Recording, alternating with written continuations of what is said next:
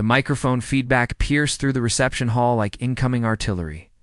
My sister Sarah gripped the champagne flute with white knuckles, her wedding dress catching the light from the crystal chandeliers above. I could tell she was drunk by the way her left shoulder dipped when she gestured. 3 drinks in, maybe 4. "Ladies and gentlemen," Sarah announced, her voice carrying across the room full of family and friends. "I want to take a moment to talk about my big brother, Jake." I set down my water glass carefully. My dress blues felt suddenly tight across my chest. The room quieted, expecting the usual sentimental toast from sister to brother. "Jake here has been deployed so many times over the years," Sarah continued, swaying slightly as she spoke, "that I honestly think he's forgotten how to function in the real world." A few people chuckled politely. "I mean, he showed up to my rehearsal dinner last night, wearing his dress uniform because he literally doesn't own any civilian clothes anymore." The laughter grew louder. I kept my expression neutral, the way I'd been trained during interrogation resistance courses. Never let them see what's working. "And you want to know what's really funny?" Sarah's voice was getting louder, more confident as the alcohol took hold. He actually asked me yesterday if I needed him to arrange a security detail for today's wedding.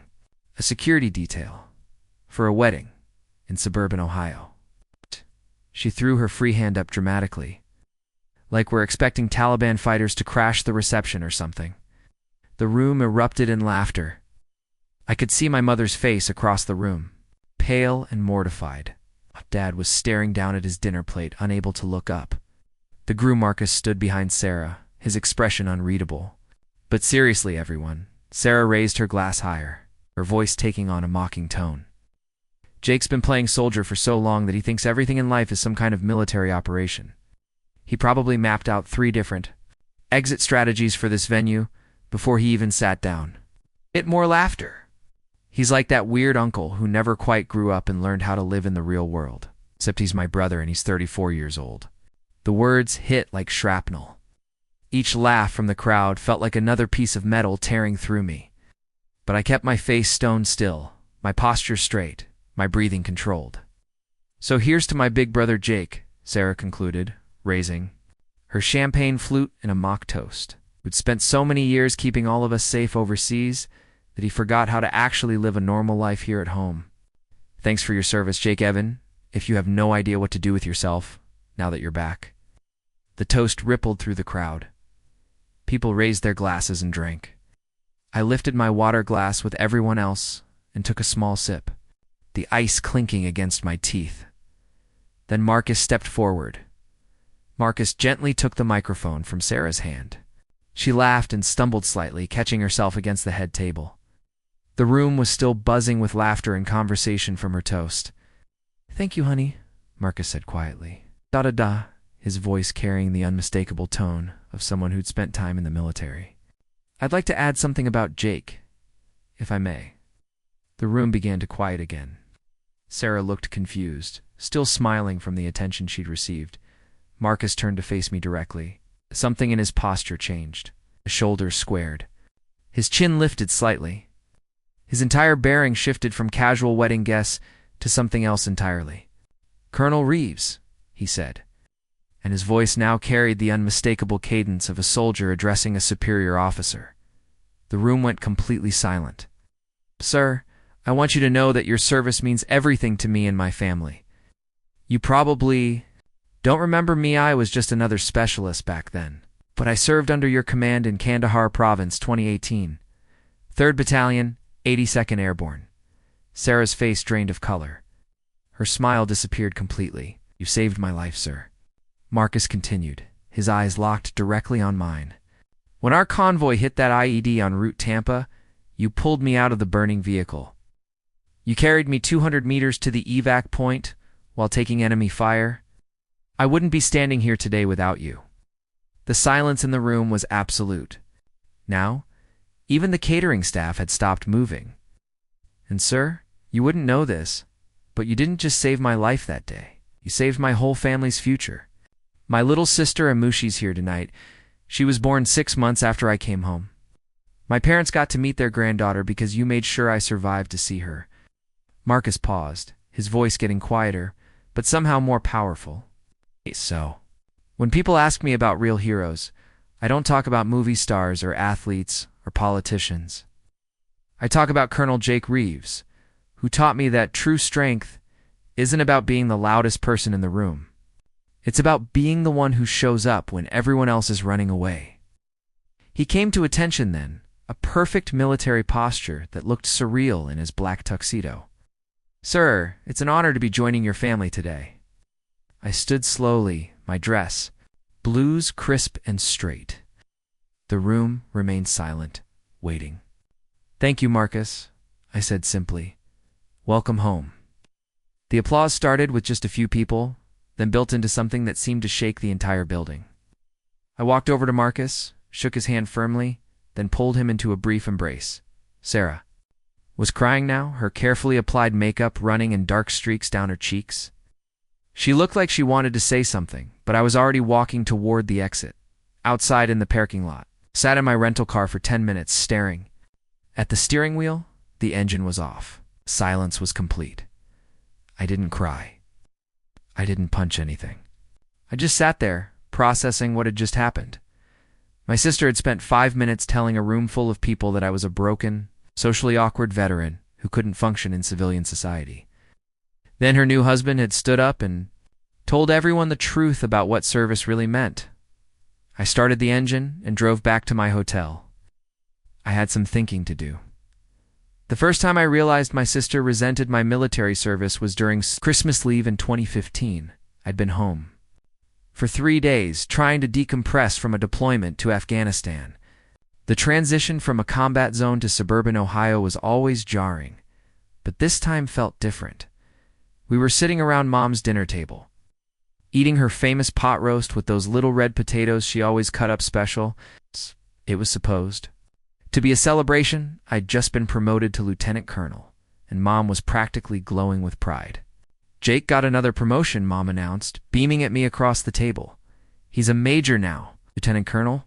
"Mom," I corrected gently. "Lieutenant colonel," she repeated, savoring the words. "Isn't that wonderful?" "It's great, son," Dad said, raising his beer bottle in a small toast. "Real proud of you." I caught the way Sarah's jaw tightened as she cut her meat. She hadn't said much since I'd arrived home, but I'd attributed it to normal adjustment. Military families all need time to readjust when someone comes back from deployment. "Must be nice," Sarah said quietly, still focused on her plate. "Having everyone automatically respect you just because you wear a uniform?" "It's not automatic," I replied carefully. "Respect is earned through actions, not clothing, is it?" She looked up at me then, and there was something cold in her eyes that I'd never seen before. "Or do people just pretend to respect you because society tells them they're supposed to?" Mom tried to change the subject, mentioning something about the neighbor's new dog, but Sarah wasn't finished. "I mean, what do you actually do over there, Jake? Besides play with expensive military toys and order people around?" I set down my fork. "I lead soldiers. I make decisions that keep people alive." "That's what you tell yourself," Sarah replied, her voice getting sharper. "But really, you're just getting paid to be away from home while the rest of us deal with actual real-world problems." The conversation moved on after that, but I filed that exchange away in my memory. In the military, you learn to pay attention. 2 early warning signs. When someone shows you who they really are, believe them the first time. Over the following years, the pattern became clearer. Sarah would make subtle comments about my extended vacation overseas whenever I called home. She'd roll her eyes when Mom mentioned my deployments or achievements. When I came home for Dad's heart surgery in 2017, she made pointed comments about how she'd been handling everything while I was playing Army. But the worst part was how she'd weaponize my service when it suited her needs, when she needed money for her apartment deposit. Suddenly, I was her hero brother who surely wouldn't mind helping out family. When she wanted to impress her friends at parties, she'd casually mention having a brother in special forces. But in private conversations, it was just Jake, who couldn't hold down a normal job or maintain normal relationships.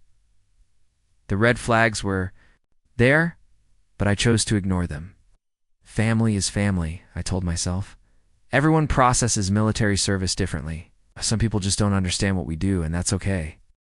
When Sarah got engaged to Marcus 18 months ago, I was genuinely happy for her. Marcus seemed like a good guy, quiet, respectful, hard-working. He was a few years younger than Sarah, worked in construction, and treated her well. Few conversations, he'd mentioned being a veteran, but we'd never talked about where or when he'd served. I offered to help with the wedding expenses without being asked. $25,000, no questions asked, no strings attached. Was a gift from brother to sister, meant to help make her day special. Sarah accepted the money, but barely thanked me. When I asked if she needed help with venue security, legitimate concern given some of the threats military families occasionally receive, she laughed and said, "I was being paranoid. It's a wedding, Jake, not a military operation." I try to remember. That, I let it go. I was good at letting things go, but I should have paid closer attention to the signs. The way Sarah's tone changed whenever my service came up. The way she'd steer conversations away from military topics when I was around. The way she seemed almost embarrassed to have a brother in uniform. I should have realized that her wedding toast wasn't going to be about gratitude or family bonds. It was going to be about everything she'd been holding inside for years. The Monday morning after the wedding, I made my first phone call from my hotel room. I was supposed to fly back to Fort Bragg that afternoon, but I'd decided to extend my stay in Ohio for a few days. I had some questions that needed answers. The call was to my attorney, Tom Harrison, a former JAG officer who'd been handling my legal affairs for the past 5 years. Tom was thorough, discreet, and understood military culture. "Tom, I need to ask you about the money I gave my sister for her wedding. The $25,000? That was documented as a gift, Jake. Clean and clear. I know, but I want to understand something. If someone accepts a gift for a specific stated purpose, then uses it for something else entirely, what are the legal implications?" Tom was quiet for a moment. "Depends on the circumstances. Why do you ask?" "Just want to understand my options." "Jake, did your sister misuse the money?" "I'm not sure yet." "That's what I'm trying to figure out." "Okay, well, legally speaking, a gift is a gift. Unless there was fraud involved in how the gift was obtained, or unless the recipient violated specific written terms attached to the gift, you generally don't have recourse. What about fraud? That's a different conversation entirely. Fraud requires intent to deceive, misrepresentation of facts, and damages. It's a criminal matter, not just civil. Understood. Thanks, Tom. My second call was to my banker at USA. I wanted to review the transaction history for the check I'd written to Sarah 6 weeks earlier. "I can see the deposit," the banker confirmed. $25,000 deposited into her account on March 15th. "Are you questioning the transaction?" "No, the transaction was legitimate. But I'm curious about something. According to the wedding vendor receipts my sister showed me, the total cost was supposed to be around $18,000. Can you tell me where the remaining $7,000 went? I can see the outgoing transfers from her account after the deposit. But I can't provide details about what those transfers were for without proper authorization or a court order, I understand. Thank you." The third call was to my friend Danny Kowalski, who ran a small private investigation firm in Columbus. Danny was former SID Criminal Investigation Division and specialized in financial crimes and fraud investigations. "Danny, I need you to look into something for me." Quietly. "Kinda something." "I need to know if my sister's been using my name or military service in ways I'm not aware of." Danny was quiet for a long moment. "Jake, are you sure you want to go down this road? Family investigations can get messy real fast, I'm sure. Something's not right, and I need to know what it is." "All right, give me about a week. I'll run a comprehensive background check, social media analysis, and financial overview. If she's been using your name for anything, I'll find it." "Thanks, Danny." "And Danny?" "Yeah. This stays between us until I decide what to do with whatever you find." "Roger that." I spent the rest of that week taking care of administrative tasks and thinking. I visited with my parents, who were still mortified about Sarah's wedding toast. I had lunch with some old high school friends who'd heard about the wedding through the local gossip network. I even drove past some of my old haunts, trying to remember what civilian life felt like. But mostly, I waited. In the military, you learn that good intelligence takes time to develop. You don't make tactical decisions based on incomplete information. By Friday, I had a feeling that whatever Danny found was going to change everything. Danny called me the following Tuesday morning while I was reviewing training schedules back at Fort Bragg. His voice was flat and professional, which told me everything I needed to know before he said a word. Jake, we need to meet in person. And you're not going to like what I found. How bad is it? Bad enough that I think you should consider involving federal law enforcement. We met the next evening at a quiet diner outside Columbus, the kind of place where truckers and shift workers grabbed coffee and nobody paid attention to anyone else's conversations. Danny slid a thick manila folder across the table. Your sister's been running a sophisticated fraud operation for at least 2 years, he said without preamble. She's been using your name, your service record, and your photograph to run fake charity scams on social media. I opened the folder. The first page was a screenshot of a Facebook page called Help Jake Reeves Wounded Warrior. The profile photo was a picture of me in dress blues that had been taken at my promotion ceremony 3 years earlier. I'd never seen this page before. She's created multiple fake charity accounts across different platforms, Danny continued. Facebook, GoFundMe, several smaller donation sites. All of them claim to be raising money for your medical expenses and financial difficulties. I flipped through the pages, my anger rising with each document. There were fake medical reports claiming I'd been wounded in combat and was struggling with PTSD. There were fabricated stories about my inability to work due to my injuries. There were detailed accounts of my supposed financial struggles and desperate need for help. How much money has she raised? I asked, my voice steady, despite the rage building inside me. Over $60,000 in the past 18 months. All of it deposited into her personal bank accounts. None of it went to any legitimate veteran organizations. The next section of the folder contained screenshots of testimonials from people who donated money. An elderly woman in Michigan had sent $50 because her late husband had been a veteran. A young couple in Texas had donated $100 because they wanted to help a hero. A retired teacher in Florida had sent $25 every month for 6 months because she couldn't stand to see a veteran suffering. She's been telling people that you're disabled, unemployable, and suicidal, Danny said quietly. She's created an entire fictional narrative about your mental health struggles and financial desperation. I closed the folder and looked at Danny. Where did she get the medical information? The fake reports look official. She's been researching PTSD symptoms and common combat injuries online, then creating documents that look like they came from VA hospitals. She's gotten good at it. Some of these forgeries are pretty convincing. And the money? Wedding expenses, rent, car payments, and what looks like a serious gambling problem. She's been losing thousands of dollars at the casino in Cleveland every month.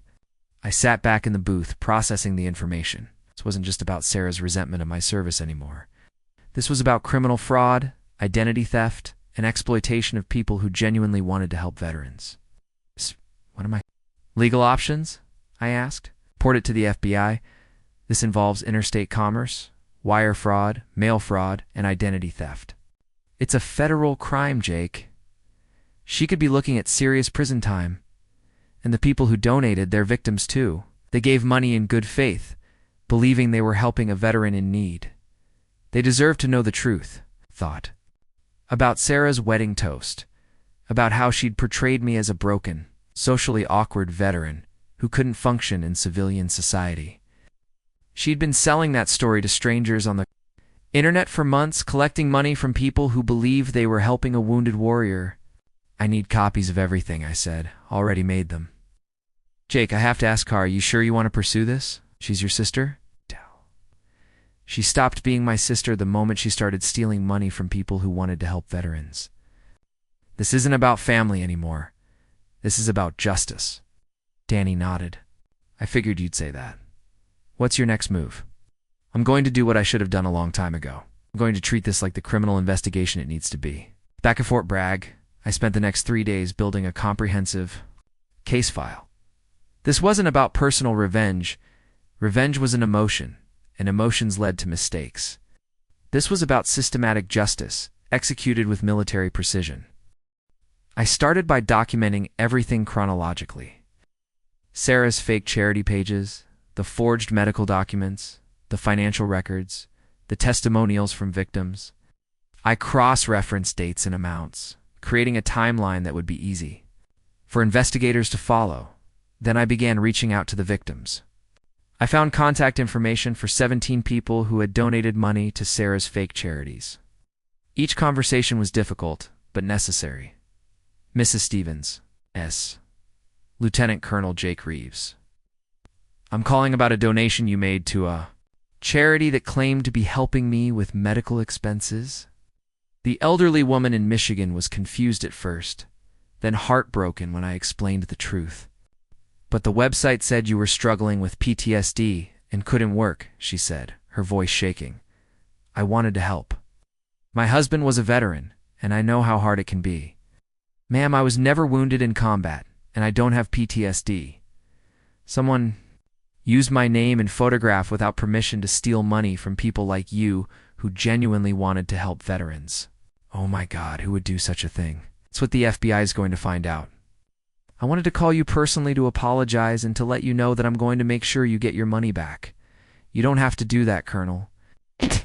Not your fault. It is my responsibility, ma'am. Someone used my name to hurt you, and I'm going to make it right. I had similar conversations with 16 other victims. All of them were decent people who donated money because they believed they were helping a veteran in need.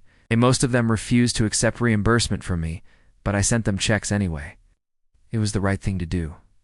On Thursday, I contacted the FBI's Internet Crime Complaint Center and filed a detailed report. I included copies of all the evidence Danny had gathered, along with my own documentation of the financial fraud and identity theft. The FBI agent who called me back was a woman named Special Agent Jennifer Walsh. She was former Marine Corps, which made the conversation easier. Colonel Reeves, I've reviewed your complaint.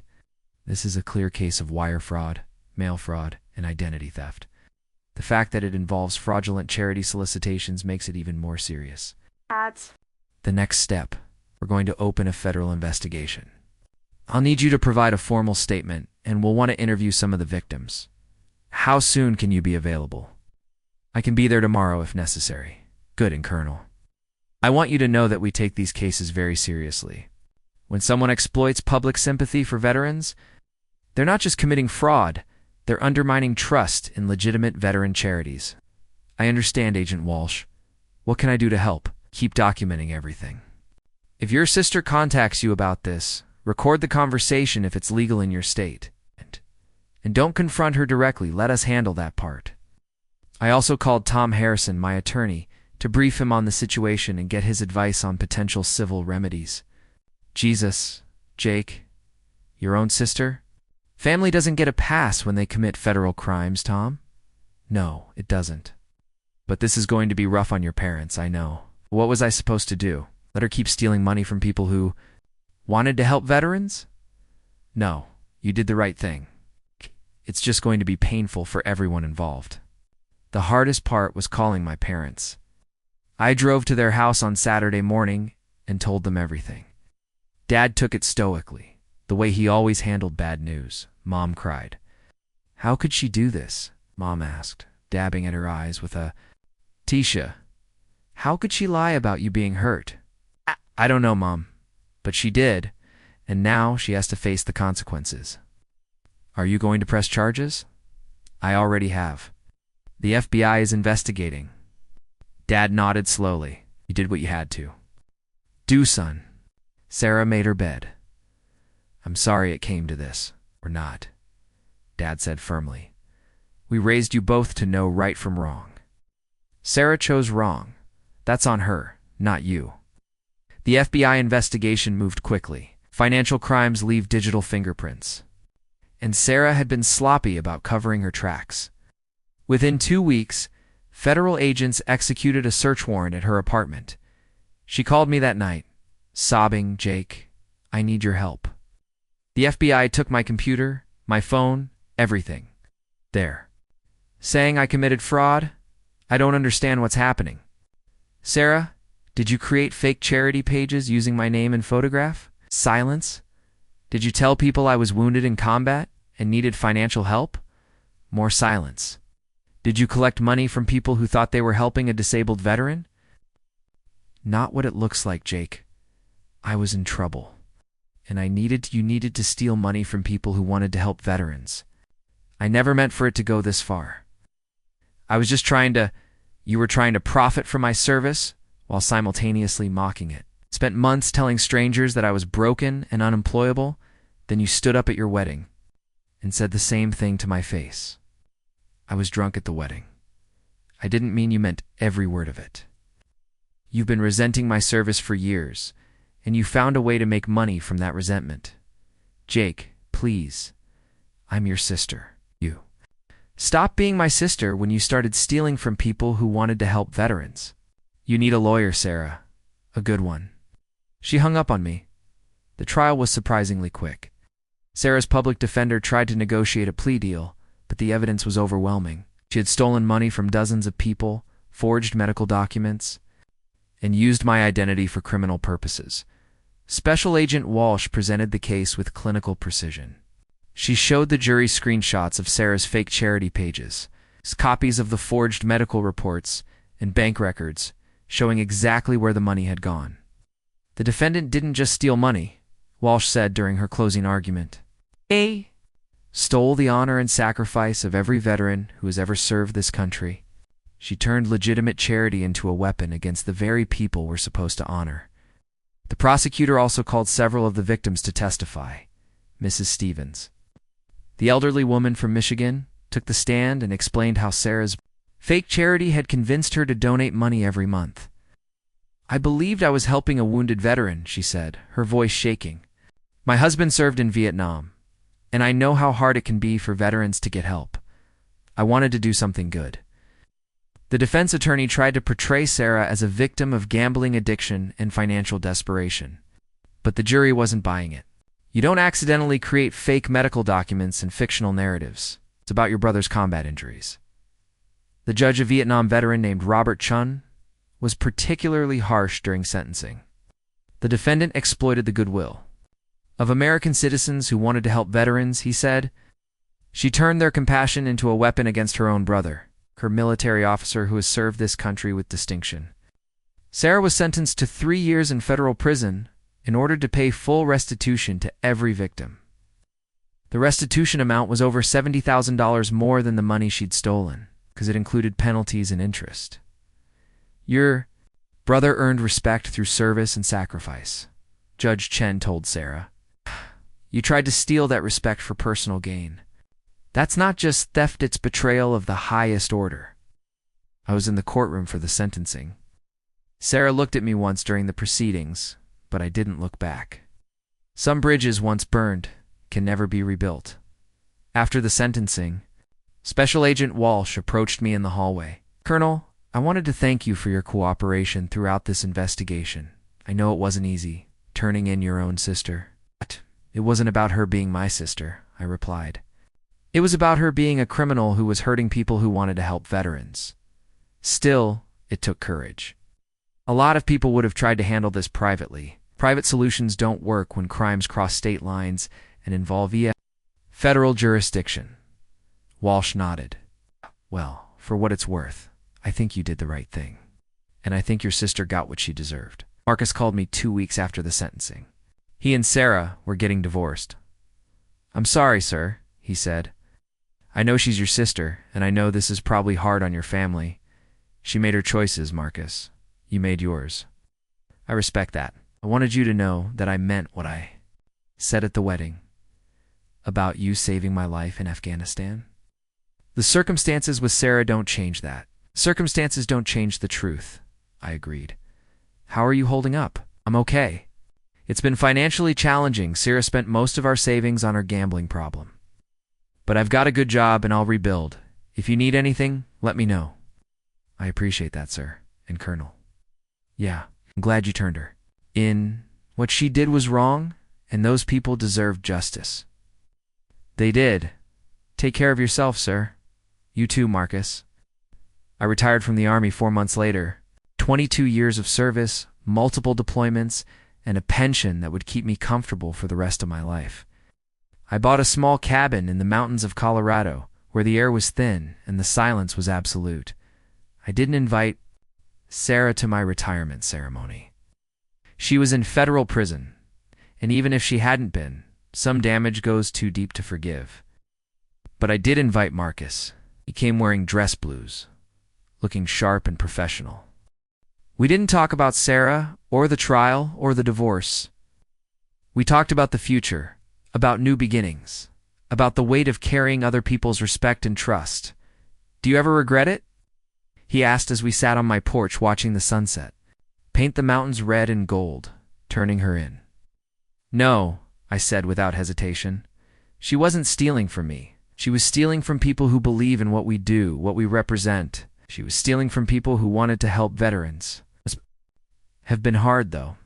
Family is family. Family doesn't get a pass when they commit federal crimes. And honestly, Marcus, she stopped being family the moment she started profiting from fake stories about my suffering. He nodded and sipped his beer. You know what I remember most about that day in Afghanistan, when the IED hit our convoy? What's that? How calm you were? Even with the vehicle burning and rounds coming in, you never lost your cool. You just did what needed to be done. I thought about that for a while, about staying calm under pressure, about doing what needs to be done regardless of personal cost, about the difference between justice and revenge. That's the job, I said finally. You do what's right, even when it's hard. Yes, sir. That's the job. We sat in comfortable silence as the sun disappeared behind the mountains. The air was cooling and stars were beginning to appear in the darkening sky.